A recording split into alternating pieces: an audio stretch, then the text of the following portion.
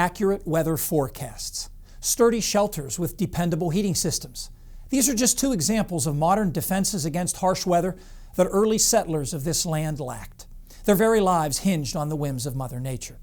A timely example this week is the Pilgrims, whose decision to settle in Massachusetts almost 400 years ago was largely dictated by the weather. Now, the Mayflower had been at sea for 2 months when the central headlands of Cape Cod came into view early on November 19, 1620. Their original destination was New York, so they headed south, with wind and weather fair, wrote William Bradford, later governor of Plymouth Colony. After sailing half a day, the Mayflower entered an area off the southern tip of Cape Cod with dangerous shoals and roaring breakers, and they conceived themselves in great danger. To make matters worse, winds had shifted to the south, further slowing their progress. So with unfavorable waters and breezes, they turned around. Bradford wrote, they thought themselves happy to get out of those dangers before night overtook them. With a tailwind continuing the next day, the ship sped north and rounded the top of the Cape, dropping anchor in what is now Provincetown Harbor.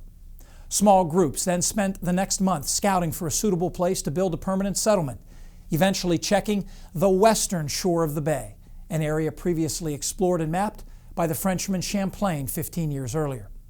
A storm forced them to hunker down on a tiny island in the harbor, and it wasn't until December 21st that the infamous landing at Plymouth Rock took place, with just 10 men, no ceremony, and probably no rock, just a beach. The rest of the group on the Mayflower joined them 5 days later. Bradford wrote that the decision to settle at Plymouth was based largely on the weather. Now that the heart of winter was upon us, so that we could not go upon coasting without danger of losing men and boat, especially considering what variable winds and sudden storms do there arise. The first winter at Plymouth wasn't that harsh compared to some that followed, but the weather was still more foe than friend, and only about half the group survived till spring in that first winter, when most lived aboard the Mayflower, and the healthy went ashore to work on the settlement. Excerpts from Bradford's writings reveal the typical challenges of a New England winter. January 5th, 1621, it was foul weather that we could not go ashore. February 14th was very wet and rainy, with the greatest gust of wind that ever we had since we came forth. March 13th, at 1 of the clock, it thundered, which was the first we heard in that country.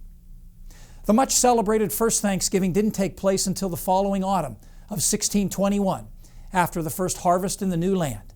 More than 50 Pilgrims and 90 Native Americans took part in that 3-day celebration. I wish you and yours a safe and happy Thanksgiving. Fred will be back next with the extended forecast.